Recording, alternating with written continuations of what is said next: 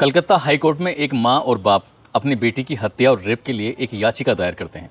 बताते हैं कि साहब पहले हमारे पास फ़ोन पहुंचता है और कहते हैं कि तुम्हारी बेटी की तबीयत ख़राब है, यानी कि वो बीमार है। माँ बाप रोने लगते हैं, परेशान हो जाते हैं और घर में कुछ ऐसी आशंका जाहिर से होने लगी थी जैसे कि कोई बहुत बड़ी अप्रिय घटना हो गई है। वो बार बार ये जानने की कोशिश कर रहे थे, तब बताया जाता है कि तुम्हारी बेटी ने अपनी जीवन लीला समाप्त कर ली है। उन्हें समझ नहीं आ रहा था कि आखिरकार करें तो क्या करें। इसके बाद माँ और बाप सीधा हॉस्पिटल पहुंच जाते हैं। वहाँ जाने के बाद कहते हैं कि हम अपनी बेटी से मिलने के लिए आए हैं, आखिरकार क्या मामला है, क्या माजरा है। तब डॉक्टर लोग या जो भी वहाँ पर मौजूद होते हैं वो उन्हें कहते हैं कि तुम थोड़ी देर आराम करो, बैठो, पानी वानी पियो, उसके बाद में बात करते हैं। इसी तरह से इंतजार करते करते 3 घंटे का समय बीत जाता है, लेकिन माँ और बाप की कोई सुध ही नहीं ले रहा था। जो भी आता था बस आना जाना और एक दूसरे से कानों में खुसर फुसर चल रही थी। वो क्या निर्णय लेना चाहते थे, क्या नहीं, समझ नहीं आ रहा था। तभी कोई व्यक्ति उनके पास आता है और आने के बाद कहता है कि सेटलमेंट कर लो। यानी कि जो व्यक्ति अपनी बेटी को देखने के लिए पिछले 3 घंटे से पल पल तरस रहा है, उसके कानों में एक आवाज़ पहुंचती है कि सेटलमेंट कर लीजिए। किस तरह का सेटलमेंट कर लीजिए? जैसे ही हाईकोर्ट ने ये बात सुनी, ये याचिका सुनी, दरअसल इससे पहले पूरे देश भर में इस घटना को लेकर बवाल मचा हुआ है। बड़ी संख्या में लोग सड़कों पर उतरे हुए हैं। जो बीमार हैं उन्हें हॉस्पिटल में इलाज इसलिए नहीं मिल रहा है क्योंकि डॉक्टर ही सुरक्षित नहीं है, तो फिर इलाज होगा कैसे? अब ऐसी स्थिति में हाईकोर्ट को इस बात को लेकर थोड़ा तल्ख होता है, गुस्सा भी आता है। और गुस्सा आने के बाद वो कहते हैं कि ऐसा कुछ होगा तो ठीक है। मुख्यमंत्री ममता बनर्जी कहती है कि अगर हम 7 दिन में सबूत नहीं जुटा पाए या मामले की जांच ठीक से नहीं कर पाए तो 7वें दिन हम इस मामले को सीबीआई को सौंप देंगे। 7वें दिन यदि इस मामले को सौंपोगे, हो सकता है कि तुम इन सबूतों के साथ छेड़छाड़ करो, इसलिए 5 दिन में ही अगर तुम कुछ नहीं कर पाए हो तो 5 दिन में ये मामला सीबीआई को जाता है। यानी कि सीबीआई को जाता है। साथ ही एक बात और पकड़ी गई कि जो मेडिकल कॉलेज के प्रिंसिपल होते हैं, प्रिंसिपल ने ये जिम्मेदारी ली, नैतिक जिम्मेदारी। वो कहते हैं कि ट्रेनी डॉक्टर, जो लेडी ट्रेनी डॉक्टर जिसकी रेप के बाद हत्या हुई है, वो उनकी बेटी की तरह है। इसलिए मैं एक पेरेंट होने के नाते मैं अपने पद से इस्तीफा देता हूं। अभी पद से इस्तीफा ही दिया था कि राज्य सरकार ने उन्हें कलकत्ता मेडिकल कॉलेज और हॉस्पिटल का प्रिंसिपल बना दिया। इनकी ऐसी क्या जल्दी थी कि प्रिंसिपल ने इस्तीफा दिया है, तुरंत इसको ये जिम्मेदारी दे दी है। अब ऐसी स्थिति में हाई कोर्ट जो तल्ख रवैया अपनाता है, वो 2 बात कहते हैं कि इस मामले की जांच सीबीआई करेगी और दूसरा ये है कि प्रिंसिपल को छुट्टी पर आप भेजते हैं या फिर हम भेजें। दरअसल आज की जो सच्ची घटना मैं आपको सुनाने जा रहा हूं, इस सच्ची घटना के माध्यम से ये समझने की कोशिश करते हैं कि आखिरकार उस लेडी डॉक्टर के साथ उस भयानक रात में कब क्या हुआ था। ये जानने की कोशिश करेंगे, ये समझने की कोशिश करेंगे। आदाब, नमस्कार, सत श्री अकाल। मैं उस्मान सैफी। आज की जो सच्ची घटना मैं आपको सुनाने जा रहा हूँ, ये सच्ची घटना है पश्चिम बंगाल की राजधानी कलकत्ता। यहाँ 55/B शंभुनाथ पंडित रोड निवासी एक व्यक्ति, जिसका नाम होता है संजय राय। जैसा संजय राय 5 अगस्त 2024 को ये जाता है एक बैठक में शामिल होने के लिए। दरअसल ये पुलिस कल्याण बोर्ड में सिविक वॉलंटियर के रूप में काम करता है। इसकी बैठक थी 5 अगस्त को। जब निकलता है तो 8 अगस्त को वहाँ से वापस आ जाता है। जैसे ही वापस आता है, ये बैठक हो रही थी सलुआ में। सलुआ यहाँ से लगभग 140 किलोमीटर दूर पड़ता है कलकत्ता से, जहाँ पर इसका आवास होता है, घर होता है। और ये उस बैठक में शामिल होने के बाद सीधा पहुँच जाता है आरजी कर मेडिकल कॉलेज हॉस्पिटल में। वहाँ जाता है, एक दोपहर का समय था, एक मरीज को लेकर। दरअसल उस मरीज को भर्ती कराता है और भर्ती कराने के बाद फिर वापस वहाँ से चला आता है। रात 8 अगस्त 2024 की रात लगभग 11 बजे के आसपास का वाकया है। ये उस मरीज़ को, जिसको दोपहर में अभी एडमिट करा के आया था, उस मरीज़ से मिलने के लिए जाता है। उसका एक्सरे वगैरह या फिर और उसको देखने के लिए कि उसकी तबीयत कैसी है, ठीक है कि नहीं है। दरअसल उसको देख कर, जबकि उसके परिवार के लोग भी मौजूद होते हैं, अब यहाँ से वो वापस चला जाता है। वापस जाता है तो रात के लगभग 1 बज जाता है और 1 बजे अब वो इस मरीज से नहीं बल्कि इसी बिल्डिंग के अंदर किसी दूसरे मरीज से मिलने के लिए आता है, उसकी मदद करने के लिए। उससे बातचीत करता है। आज इसका ऑपरेशन होने वाला था और बातचीत करके यहाँ से निकल जाता है। अब रात के लगभग 1:30 बजे के आसपास यहाँ से हॉस्पिटल से बाहर निकलता है और परिसर में आकर घूमने लगता है। एक कहानी यह है जो संजय राय की चल रही है, जो बैठक में शामिल होता है, हॉस्पिटल में आता है, मरीज को दिखाता है, उसके बाद फिर दूसरे मरीज को देखने के लिए आता है। इस तरह की कहानी चल रही है। लेकिन एक और कहानी है जो दूसरी कहानी है। दरअसल आपको ये भी बताते चलें, जो संजय राय है वो पुलिस कल्याण बोर्ड का एक सिविक वॉलंटियर भी है। और दरअसल एक ऐसी टी शर्ट पहन के घूमता है जिस टी शर्ट पर लिखा है कोलकाता पुलिस। बड़ी संख्या में लोगों को यही मालूम था कि शायद ये पुलिस वाला है, ये पुलिस की तरह चलना, उसकी तरह बात करना। और ये बॉक्सर होता है, तो बॉक्सर जो फिटनेस इसकी बड़ी ठीक ठाक सी होती है, तो इसको बड़ी संख्या में लोग यही समझते हैं। और पुलिस के बड़े बड़े अधिकारियों के साथ इसके ताल्लुकात बताए जाते हैं, उनके साथ उठना बैठना था। इसलिए हॉस्पिटल के किसी भी हिस्से में ये जा भी सकता था और आ भी सकता था। शायद किसी को रोकने की, किसी को टोकने की इसमें हिम्मत भी नहीं होती है। एक कहानी जो संजय राय की ये चल जाती है। दूसरी कहानी होती है 31 साल की एक ट्रेनी डॉक्टर होती है जो कि chest medicine department PG second year की एक स्टूडेंट होती है इसी आरजी कर मेडिकल कॉलेज हॉस्पिटल कलकत्ता के अंदर। अब ये इनका रोज़ की नाइट शिफ्ट में इनकी ड्यूटी थी। ये नाइट शिफ्ट में ड्यूटी करने के बाद रात के 11 बजे के आसपास इन्होंने अपनी माँ और अपने पापा से बातचीत भी की। जैसे रोज़मर्रा की तरह घर वालों की फिक्र होती है कि हमारी बेटी कहीं बाहर गई है, कैसी है, ठीक है कि नहीं है। वो अपनी माँ से कहती है कि माँ मैं थोड़ा राउंड अप ले लूँ, जाकर मरीजों को देख लूँ। मरीजों को देखने के बाद फिर आराम से बात करते हैं। कब 2 बज जाते हैं, उसके बाद वो अपने 2 जूनियर के साथ बैठकर खाना खाती हैं। खाना खाने के बाद कहती हैं कि मैं थोड़ी थक सी गई हूँ, इसलिए जाकर आराम कर लेती हूँ। आराम इसी बिल्डिंग के अंदर चौथी मंजिल पर एक सेमिनार हॉल है, उसके अंदर जाती हैं और जाकर वहाँ पर आराम करने लगती हैं।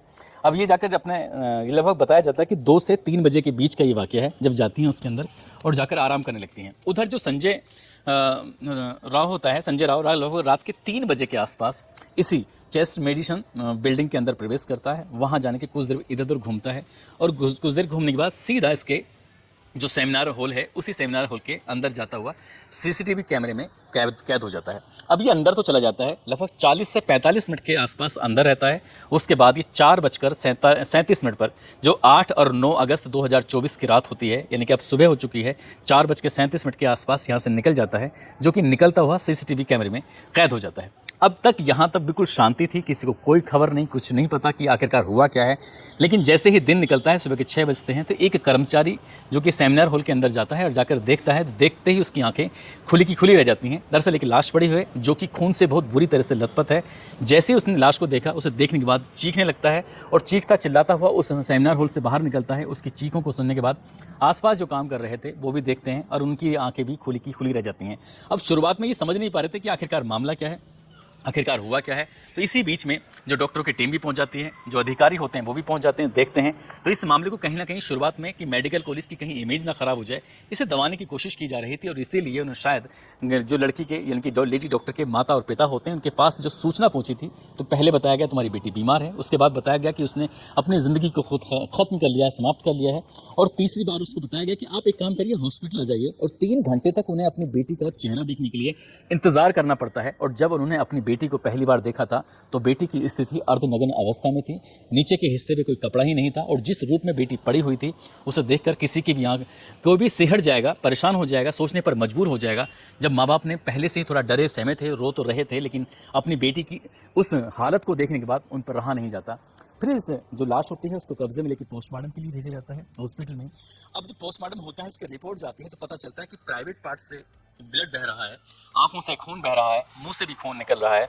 अब ऐसी स्थिति में जो आशंकाएं व्यक्त कर रहे थे, आखिरकार किसने किया, क्या किया है, चेहरे हो या नाखूनों में भी चोट के निशान पाए जाते हैं। पेट और जो लेफ्ट पैर होता है उसमें भी चोट के निशान था, गर्दन की हड्डी टूटी हुई थी, राइट हाथ सीधे जो हाथ था उसमें चोट लगी हुई थी, होठों पर चोट लगी थी। शरीर का ऐसा कोई हिस्सा नहीं था जहां पर चोट के निशान नहीं थे। आखिरकार किसने किया, क्यों किया, पुलिस के लिए सवालों के बहुत सारे सवाल थे। अब पुलिस ने शुरुआत में इस मामले को कहीं ना कहीं दबाने की कोशिश की थी। यही कारण है कि माँ बाप को मजबूरन याचिका दायर करनी पड़ी और कोर्ट को इस मामले में हस्तक्षेप करना पड़ा। अब इस मामले की पुलिस जब जांच पड़ताल करती है, जांच पड़ताल करने की एक वजह ये भी बन जाती है कि देखते ही देखते ये मामला सोशल मीडिया पर सुर्खियां बटोरने लगता है। अब चाहे टीवी हो, अखबार हो, अब हर जगह प्रिंट मीडिया सहित जहां देखो वहां पर इसी घटना की कि ट्रेनी लेडी डॉक्टर के साथ इतनी अवानवीय घटना की गई है कि निर्भया 2.0 ये दूसरी घटना बिल्कुल वैसी पहली जैसी घटना के रूप में बन जाती है। किसने किया, क्या किया है। जब पुलिस इन सवालों के जवाब तलाशने की कोशिश कर रही थी तो लाश के पास एक ब्लूटूथ मिलता है, और जो ब्लूटूथ मिलता है तो इस हॉल के आसपास जो भी देखे जा रहे थे उन जो देखे गए व्यक्तियों को बुलाया जाता है, और बुलाने के बाद पता चलता है कि इसमें एक ऐसा व्यक्ति है जिसका नाम संजय राय है, जो संजय राय के ब्लूटूथ से वो मैच कर जाता है। अब इस ऐसी स्थिति में संजय राय ने जो कपड़े पहने हुए थे वो कपड़े पहने हुआ था ही नहीं, यानी कि वो बदल चुका था। यहाँ से जब सीधा पहुँचता है एक पुलिस के बैरक में, जाकर वहाँ सो जाता है, आराम करता है। बताया जाता है कि वो शराब का आदी होता है, उस दिन भी शायद उसने शराब पी हुई थी। अब वो वहाँ जाकर आराम करता है, उसकी आँख खुल जाती है, उसे होश आता है कि तूने तो बहुत बड़ा कांड कर दिया है, शायद पकड़ा जाएगा, इसलिए उसने जल्दी जल्दी सबूतों को मिटाना शुरू कर दिया। पुलिस ने जब उसे बुलाया था तो वो अपने जूते साफ नहीं कर पाया, और जूते पर उसके उस महिला डॉक्टर के ब्लड लगा हुआ था।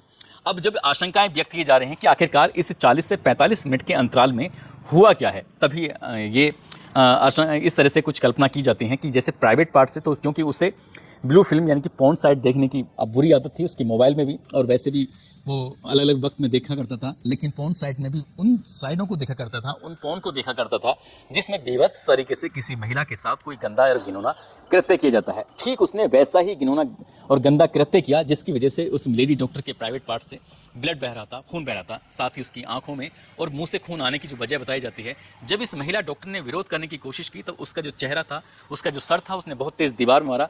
लेडी डॉक्टर ने चश्मा पहना हुआ था जिसकी वजह से उसकी आंखों के जो चश्मा लगा था उसके शीशा टूट जाता है, जो कि आंखों के अंदर चला जाता है और चेहरे के अंदर भी चला जाता है, यानी कि मुंह के अंदर चला जाता है, जिसकी वजह से आंखों से और मुंह से ब्लड बह रहा था। और ऐसी स्थिति में लेडी डॉक्टर ने बचने की तमाम कोशिशें की, छटपटाई ताकि अपने आप को बचा सके, सेव कर सके, क्योंकि वो बॉक्सर होता है संजय राय, और उसने उसके साथ बॉक्सिंग करनी शुरू की, उसको बहुत बुरी तरह से मारना पीटना शुरू कर दिया। यही कारण था कि उसके चेहरों पर भी चोट लगी, उसके नाखूनों में भी चोट लगती है, उसके पेट में चोट लगती है, उसके लेफ्ट पैर में चोट लगती है, और गर्दन, जैसे उसने लगातार गर्दन को दबा रहा है तो गर्दन की हड्डी टूट जाती है, और राइट हैंड पर भी चोट लग जाती है, होठों पर भी चोट लग जाती है।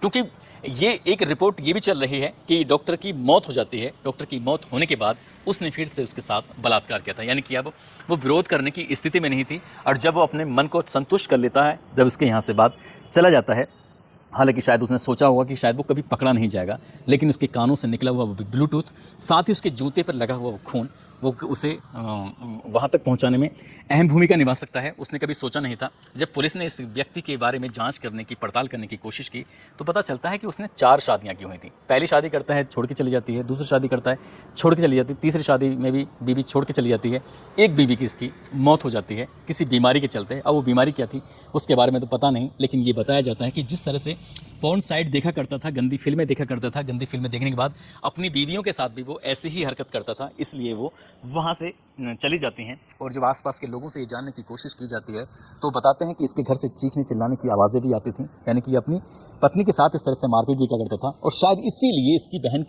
से रिश्ते ठीक नहीं थे, क्योंकि ये अमानवीय तरीके से हरकतें करता था। अब ये अपनी माँ के साथ रह रहा था और वो बाहर और या चाहे घर में वो ऐसे रहता था जैसे कि कोई पुलिस वाला हो, यानी कि कलकत्ता पुलिस में। हालांकि वो मानदेय के रूप में काम करता था, महज 12,000 रुपये उसको मिलते थे, और ये अपनी इस तरह से ज़िंदगी जी रहा था।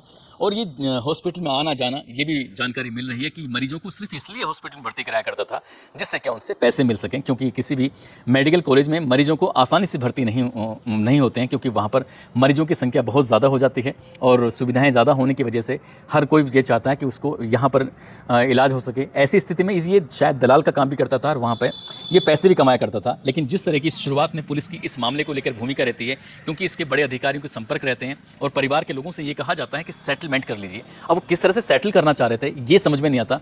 अब ऐसी स्थिति में जब इसकी पुलिस की जो कार्यप्रणाली थी, सरकार की जो नियत थी कि हम 7 दिन में ऐसा करेंगे, तो घर वालों ने, परिवार वालों ने याचिका दायर करते हैं, मामला हाईकोर्ट पहुंचता है। हाईकोर्ट में इस मामले को बड़ी गंभीरता से लिया जाता है। कहते हैं कि आप 7 दिन नहीं बल्कि आप 5 दिन में ही इस मामले को सीबीआई को सौंप दीजिए, क्योंकि पता नहीं आप इस कितने सबूतों के साथ छेड़छाड़ कर दें, इस मामले की जांच जरूर होना चाहिए।